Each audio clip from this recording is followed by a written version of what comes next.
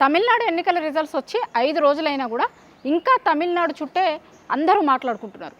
ఎక్కడ చూసినా కూడా తమిళనాడు గురించే చర్చ జరుగుతుంది. మేజర్గా స్టాలిన్ గురించి ఒక చర్చ జరుగుతుంది. స్టాలిన్ మాట్లాడుతున్నటువంటి మాటల మీద, స్టాలిన్ చేస్తున్నటువంటి పనుల మీద ఇప్పుడు విపరీతమైన చర్చ జరుగుతుంది. తమిళనాడులోనే కాదు, మిగతా రాష్ట్రాలలో కూడా చర్చ జరుగుతుంది.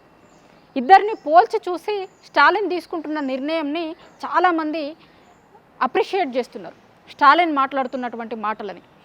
ఇప్పుడు తమిళనాడులో ఎన్నికలు జరిగినాయి, అట్లనే పశ్చిమ బెంగాల్లో కూడా ఎన్నికలు జరిగినాయి. రెండిట్లలో రిజల్ట్స్ వచ్చినాయి.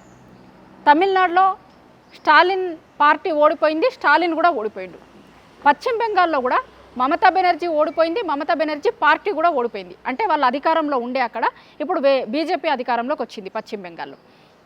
ఇక్కడ డిఎంకే పార్టీ తమిళనాడులో అధికారంలో ఉండే, స్టాలిన్ సీఎంగా ఉండే స్టాలిన్ ఓడిపోయిండు తమిళనాడు ఎన్నికలలో.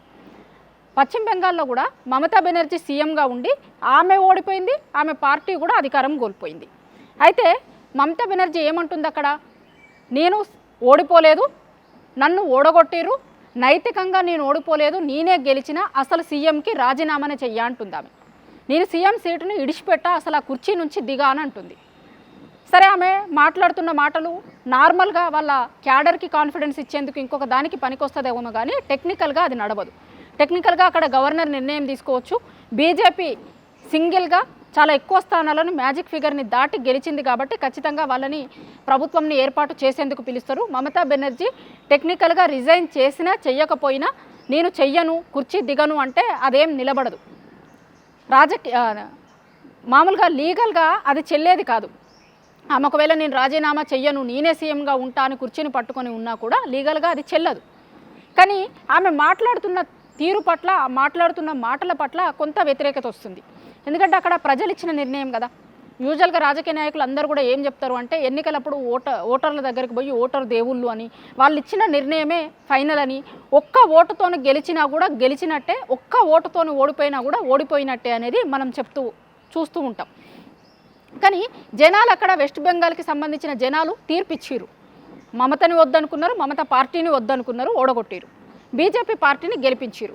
లెక్కకైతే వాళ్ళు అధికారంలోకి రావాలి. సరే, అధికారంలోకి ఎట్లొచ్చిర్రు అనే దాని గురించి కాదు కదా ఇప్పుడు చర్చ. ఆల్రెడీ వచ్చేసిరు. అన్ని పార్టీలు రాజకీయమే చేస్తాయి. అక్కడ మమతా బెనర్జీ పార్టీ రాజకీయం చేసింది, బీజేపీ పార్టీ రాజకీయమే చేసింది. జనాలు ఎవరిని కావాలనుకుంటే వాళ్ళని ఎన్నుకున్నారు.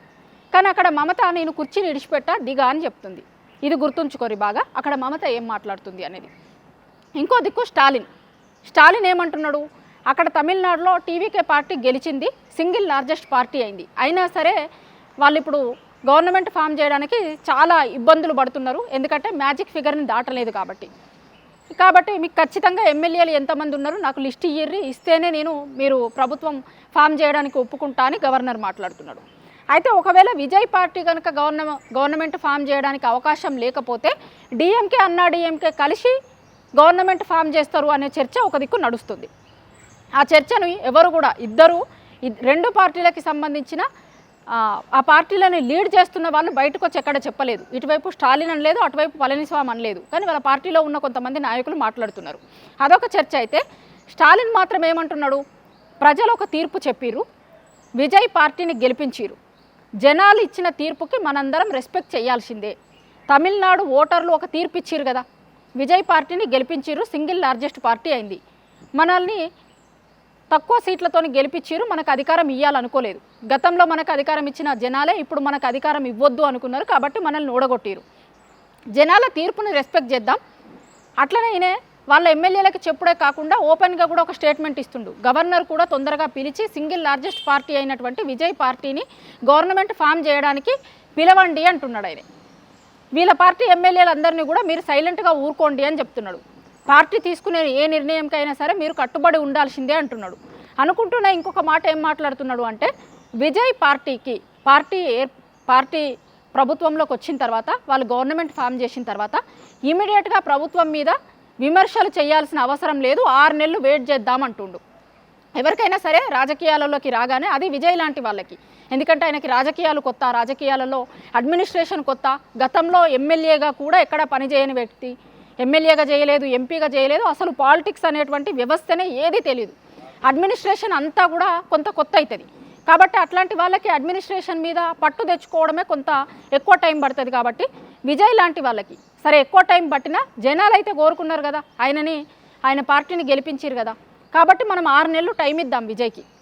6 నెలల తర్వాత కూడా వాళ్ళు జనాలకు ఇచ్చిన హామీలని, వాళ్ళు ఇచ్చినటువంటి మాటలని నిజం చేయకపోతే అప్పుడు ప్రశ్నిద్దాం ఆ ప్రభుత్వాన్ని అంటున్నాడు.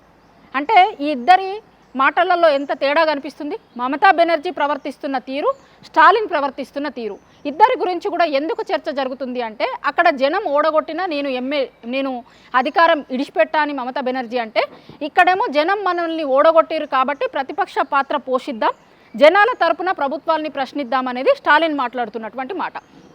కాబట్టి స్టాలిన్ మాట్లాడుతున్నటువంటి మాటల్ని, స్టాలిన్ ప్రవర్తిస్తున్నటువంటి తీరుని, ఆయన ఓడిపోయిన తర్వాత కూడా చాలామంది నాయకులు మామూలుగా ఓడిపోతే ఆ నియోజకవర్గం దిక్కు కూడా చూడరు కొంతమంది, కానీ స్టాలిన్ ఓడిపోయిన తర్వాత ఆ నియోజకవర్గంకి పోతే అక్కడ జనాలందరూ కూడా ఎట్లా రిసీవ్ చేసుకున్నారు ఆయనని అనేది కూడా చూసినాం. స్టాలిన్ ఆయన గవర్నమెంట్ అధికారంలో ఉండంగా ఆయన ఓడిపోయిండు, ఆయన ఎమ్మెల్యేగా పోటీ చేసిన దగ్గర కూడా ఓడిపోయిండు. ఆ ఓడగొట్టిన వ్యక్తి కూడా టీవీకే పార్టీకి సంబంధించిన అయినా సరే ఇవాళ టీవీకే పార్టీ అధికారంలోకి వస్తుంది, అధికారం చేపడుతుంది అంటే వాళ్ళకి 6 నెలలు టైం ఇద్దాం, 6 నెలల తర్వాత ప్రభుత్వాన్ని ప్రశ్నిద్దాం అంటున్నాడు. సో పాలిటిక్స్లో కావాల్సింది ఇట్లాంటిదే. పాలిటిక్స్ని రాజకీయాలు చేయడం వేరు, కానీ ప్రతి దాన్ని రాజకీయం చేయాల్సిన అవసరం లేదు. ఖచ్చితంగా ప్రజల పక్షాన కూడా ఆలోచించాలి రాజకీయ నాయకులు, అది స్టాలిన్ లాగా ఆలోచించేటువంటి నాయకులు ఉండాలి అనేటువంటిది ఇప్పుడు జరుగుతున్నటువంటి చర్చ. ఇద్దరు మాజీ సీఎంలను పోల్చుతూ జరుగుతున్న చర్చ. స్టాలిన్ తమిళనాడు పాలిటిక్స్లో ఆ పాలిటిక్స్ రోజుకొక మలుపు తిరుగుతున్నాయి, గంటకొక మలుపు తిరుగుతున్నాయి. ఇట్లాంటి పరిస్థితులలో కూడా స్టాలిన్ మాట్లాడుతున్నటువంటి మాటలని, ఆయన పెద్దరికం తరహాలో వ్యవహరిస్తున్నటువంటి తీరు పట్ల అందరూ స్టాలిన్ని పొగుడుతున్నారు. స్టాలిన్ లాంటి నాయకులు రాజకీయాలలో ఉండాలి, ఇట్లాంటి నాయకులు కావాలి, ఇట్లాంటి వాళ్ళు ఉంటే రాజకీయాలలో జనాల తరపున ఆలోచించగలుగుతారు అనేటువంటి చర్చ జరుగుతుంది. ఇద్దరు సీఎంలను పోలుస్తూ కావచ్చు, తమిళనాడులో స్టాలిన్ తీసుకుంటున్నటువంటి అడుగుల గురించి కావచ్చు ఇప్పుడు జరుగుతున్నటువంటి చర్చ.